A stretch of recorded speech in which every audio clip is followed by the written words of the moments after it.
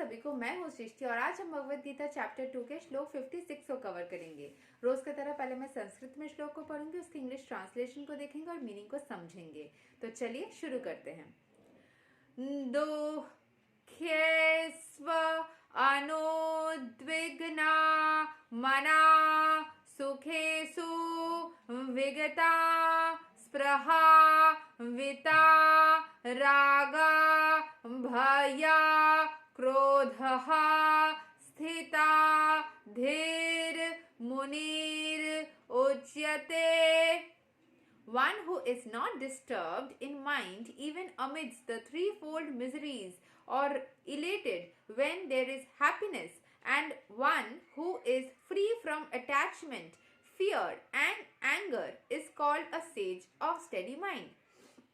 देखिए, साधु सन्यासी तो हम लोग नहीं हैं, बट हाँ, हम बेहतरीन इंसान बनने की कोशिश कर सकते हैं। जैसे कि जो 3 चीज़ें इंसान को कमज़ोर बना देती है, वो होता है अटैचमेंट किसी भी चीज़ से या किसी भी इंसान से, किसी भी सिचुएशन से, फियर डर, और होता है एंगर क्रोध। ये 3 चीज़ें हर एक सिचुएशन को ख़राब कर सकती है। यानी इन तीनों चीज़ों से मेरी ज़िंदगी में बहुत सारे सिचुएशंस अफेक्ट हो चुके हैं। मेरे अंदर ये चीज़ें मैंने देखी है होते हुए। ऐसा नहीं है कि मैं स्पिरिचुअल इंसान हूँ बोल के मेरे अंदर ये सारी इमोशंस काम नहीं करे, हो सकता है थोड़े बहुत काम करे हैं। ऐसे में इंसान एक एंग्री इंसान नहीं हुआ, एक फियरफुल इंसान नहीं हुआ, फिर अटैच्ड इंसान नहीं हुआ, बट कुछ ना कुछ सिचुएशंस, कुछ ना कुछ वक्त मेरे ज़िंदगी में ऐसे रहे जिनमें मैंने इन सारी इमोशंस को एक्सपीरियंस किया। तो ये होता है। ओके, यहाँ पे पढ़ लेते हैं जो एक्सप्लेनेशन है। The word muni means one who can agitate his mind in various ways for mental speculation without coming to a factual conclusion. It is said that every Muni has different angle of vision, and unless a Muni differs from other Munis, he cannot be called a Muni in a strict sense of the term. तो बोला जा रहा है जो says यानी ऋषि या जो मुनि होते हैं वो हर किसी एक मुनि दूसरे मुनि से कम्प्लीटली डिफरेंट होते हैं। बहुत सारे मुनि ऋषि, क्रोधित वाले मुनि ऋषि के बारे में भी हमने पढ़ा है जिनके अंदर क्रोध होता है, पर उस क्रोध को भी सही जगह अप्लाई करना और सही टाइम पे स्टॉप करना आना चाहिए। लेकिन हाँ, ऐसे भी मुनि ऋषियों के बारे में हमने माइथोलॉजी में पढ़ा है जहाँ पे उन्होंने अपने क्रोध के ऊपर नियंत्रण नहीं कर पाने के वजह से भी गड़बड़ हुई है। सो ऐसा भी हो सकता है, but yes, anger is a very destructive emotion. तो मुनि जो होता है वो अपने माइंड को एजिटेट कर सकता है, अपने माइंड को स्टेट में लेके जा सकता है जहाँ पे वो किसी भी कंक्लूजन में ना जा के भी, मतलब उस एक सिचुएशन को अगर एंग्री हो जाएगा तो क्या होगा उसको पूरा समझ सकता है, अगर फियरफुल हो जाएंगे तो क्या होगा उसको पूरा स्पेक्यूलेट कर सकता है, उसको पूरा एनालाइज कर सकता है without going into the factual conclusion. माने एक्चुअल में वो सिचुएशन में नहीं पहुंचते हैं, वो अपने माइंड को उस स्टेट में लेके जाके उस पूरे सिचुएशन को विजुअलाइज करके, इमेजिन करके, सोच समझ के पहचान सकते हैं कि अगर मैं सिचुएशन में फियरफुल हुआ तो क्या होगा, अगर मैंने अटैचमेंट रखा तो क्या होगा, अगर मैंने, तो ये सारी क्लियर विजन बहुत सारे लोगों में नहीं होती है ना। तो जो मुनि होता है वो अपने माइंड को without going into that situation, actually उस सिचुएशन में अगर हम चले गए तो क्या होगा उसको पूरी तरीके से समझ पाते हैं। और हर एक मुनि का सोचने का, समझने का, देखने का, इमेजिन या विजुअलाइज करने का तरीका या उसका जो प्रोसेस होगा वो दूसरे मुनि से कम्प्लीटली डिफरेंट होगा, तभी उसको मुनि बोल सकते हैं। They should be completely unique. वो कभी भी एक दूसरे के जैसा सिमिलर या सेम नहीं होंगे। अगर थोड़ी सिमिलैरिटी आएगी भी तो पूरी तरीके से सेम बिल्कुल भी नहीं होंगे।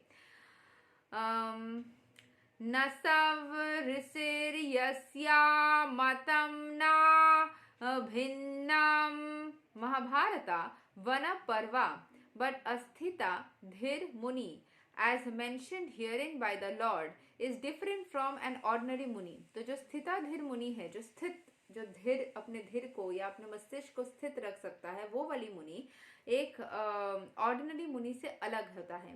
द स्थिता धीर मुनि is always in Krishna consciousness. उसका स्थित जो है, उसका जो मस्तिष्क है वो धीर है, वो स्थिर है, वो कृष्ण की भावना में खुद को समर्पित रखता है। For he has exhausted all his business of creative speculation. वो हर तरीके से कृष्ण को ही इमेजिन करते करते ही अपनी पूरी शक्ति उसमें लगा देता है. ही इज कॉल्ड प्रसन्नता निःशेषा मनोरथंतरा, or one who has surpassed the stage of mental speculations and has come to the conclusion that Lord Krishna or Vasudeva is everything. Vasudeva sarvam iti sa महात्मा सुदुर्लभा, जो ये चीज को एक्सेप्ट कर चुका है हर किसी situation से, हर किसी चीज को विजुअलाइज करके, इमेजिन करके, स्पेक्यूलेट करके, कैलकुलेट करके उसने यही कंक्लूजन पे आया है कि जो कृष्ण है ना वही सत्य है, वही सही है और वही हर चीज के निहित है. तो जो इस चीज की रियलाइजेशन में आ चुके हैं वो स्थिताधीर मुनि है, जो ईश्वर जो पूरी तरीके से ईश्वर के प्रति खुद को समर्पित कर चुका है एंड इस चीज को रियलाइज कर चुका है कि ईश्वर ही हर चीज के अंदर बसते हैं, वही सत्य है एंड उन्हीं से हम सारे उन्हीं से सब कुछ स्टार्ट होता है, उन्हीं में जाके लिप्त हो जाता है, उन्हीं से सब सॉल्यूशंस मिलेगा, उन्हीं से हर एक चीज को हम अच्छे तरीके से मैनेज कर पाएंगे. तो यही होता है स्थिताधीर मुनि. ही इज कॉल्ड अ मुनि फिक्स्ड इन माइंड, जो अपने माइंड को फिक्स कर चुका है, एक ही जगह पे केंद्रित कर चुका है. बोला जाता है ना मेडिटेट करने के टाइम पे आप एक ही जगह पे खुद को केंद्रित करो, अपने पूरा मस्तिष्क को, अपने माइंड को पूरा केंद्रित करो. सो स्थिताधीर मुनि हैज मेड हिज स्थित mind, I mean has made his mind sthit, has made his mind fixed into Krishna, has made himself completely devoted to one thought, that is Krishna.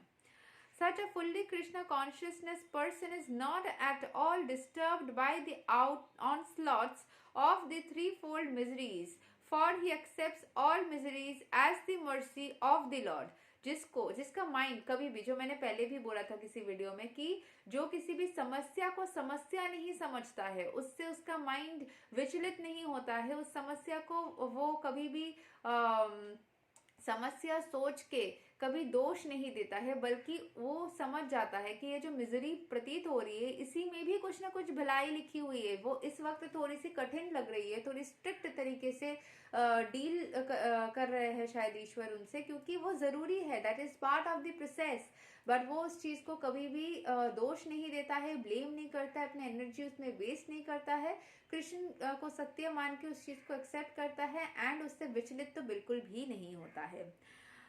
उसमें भी वो लॉर्ड की मर्सी को ढूंढ लेता है कि इस खराब सिचुएशन में भी और बड़ी कोई अच्छी सिचुएशन लिप्त हुई है. अगर कोई मान लीजिए आपकी लाइफ से एक इंसान चला गया तो आप बहुत टूट गए, परेशान हो गए, या उस भावना में खुद को नहीं निकाल पा रहे, लेकिन इससे ये, अगर आप स्पिरिचुअल इंसान हैं, आप समझ पाओगे कि शायद उसका जाना आपके लिए और कोई बड़ा अच्छे को ला रहा है.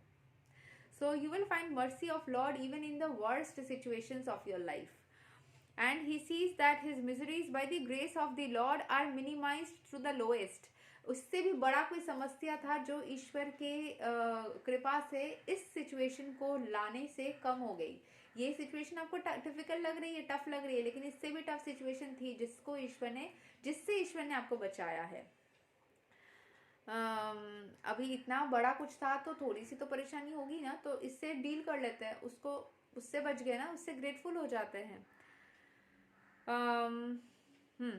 he realizes similarly when he is happy he gives credit to the lord. बहुत ज़्यादा खुशी, बहुत ज़्यादा उतावलापन, उससे भी मैंने एक बार बोला था कोई वीडियो में कि एक बार मुझे बचपन में बोला जाता था, मेरी मदर मुझे बोलती थी कभी भी एग्जाम देने जाओ तो फिर एग्जाम के क्वेश्चन पेपर को देख के बहुत खुश मत हो जाना, शांति रखना. मैं सोचती थी, हर किसी की मदर बोलते थे तुम्हें सब कुछ आएगा, तुम आराम से करना. मुझे बोलती थी कि बहुत खुश मत हो जाना, शांति रखना, क्योंकि उनको पता था, क्योंकि मैंने पढ़ाई अगर अच्छी से की होगी तो सारे क्वेश्चंस कॉमन आएंगे. तो क्योंकि उनकी मामा जी भी उनको सेम चीज़ समझाते थे कि क्वेश्चन पेपर में सब कुछ कॉमन आएंगे, उसको देख के बहुत ही उतावला नहीं हो जाना, बहुत ही ज़्यादा एक्साइटेड होके क्वेश्चंस को छोड़ मत देना या फिर कुछ गड़बड़ मत कर देना. क्योंकि मैंने ये एक बार किया भी था ग्रेड 3 में. एक बार मैं इतना खुश हो गई थी, मैं एक क्वेश्चन ही 10 मार्क्स का लिखना भूल गई थी. मन ही मन मैंने सोचा कि मैंने तो लिख लिया है. ऐसा हो सकता है, इसीलिए शांति, बहुत ज़्यादा उच्छ्वास में भी कभी कभी हम गड़बड़ कर देते हैं, बहुत ज़्यादा खुशी में भी हम कभी, उल्लास में भी हम कभी कभी गड़बड़ कर देते हैं. तो शांत रहना बहुत ज़रूरी है. तो जो ऐसा इंसान होता है ना, वो अपने हैप्पीनेस को भी ईश्वर को क्रेडिट दे देते हैं, and only to the lord's grace that he is such, मतलब हर चीज़ में पॉजिटिविटी को ढूंढना, खराब आया तो और खराब से बच गए, और खुश है तो वो ईश्वर की कृपा से है। किसी को किसी भी चीज़ में दोष नहीं ढूंढना है, किसी भी चीज़ में खुद को महान ना समझना, हर चीज़ में डाउन टू अर्थ रहना, हर किसी तरीके से घूम फिर के आपको down to earth and stable happy standard तरीके से रहना है। He realizes that it is due to the Lord's grace that he is in such a comfortable condition and is able to render better service to the Lord. And for the service of the Lord, he is always daring and active and is not influenced by attachments or aversion. Attachment means accepting things for one's own sense gratification, and detachment is the absence of such sensual attachment. मतलब वो किसी भी चीज़ से attach नहीं होता, किसी भी चीज़ के लिए खुद को क्रेडिट नहीं देता है। अटैचमेंट मतलब हर चीज़ में सोचना कि मेरे कारण हुआ है, मैं ही इसका रीज़न हूँ, मैं ये हूँ, मैं वो हूँ। लेकिन जब भी आप खुद को अटैचमेंट होने से बचा लेते हैं, जब भी आप डिटैच हो जाते हैं, तब आपको कोई भी चीज़ होने की वजह ईश्वर नज़र आती है। हर चीज़ में लगता है कि ईश्वर के वजह से ही संभव हो पाई है। But one fixed in Krishna consciousness has neither attachment nor detachment, because his life is dedicated to the service of the Lord. जो अटैचमेंट भी ठीक नहीं है, पूरी तरीके से डिटैच भी नहीं रहना है, ईश्वर के प्रति रहना है। तो वो ईश्वर के प्रति समर्पित रहता है, तो कोई भी चीज़ से वो पूरी तरीके से लुप्त भी नहीं हो जाता है, एंड पूरी तरीके से उसमें इन्वॉल्व होके वो भी नहीं, मतलब दुख में भी उसको दुख नहीं महसूस हो, दुख को बहुत बड़ा चढ़ा के नहीं महसूस होता है, खुशी को भी बहुत बड़ा चढ़ा के नहीं होता है। खुश है तो खुश है, दुख है तो कोई बात नहीं, चली जाएगी। But okay, consequently he is not at all angry even when he attempts are even if his attempts are unsuccessful. जब वो कोशिशें कर करके भी उसको कुछ रिजल्ट्स नहीं मिलता, वो पागल, फ्रस्ट्रेटेड, इरिटेटेड नहीं होता है, वो शांत रहता है। हो सकता है उसको पसंद ना आए, लेकिन इसका मतलब ये नहीं कि वो पागल ही हो जाएगा। सक्सेस और no success, a Krishna conscious person is always steady in his determination.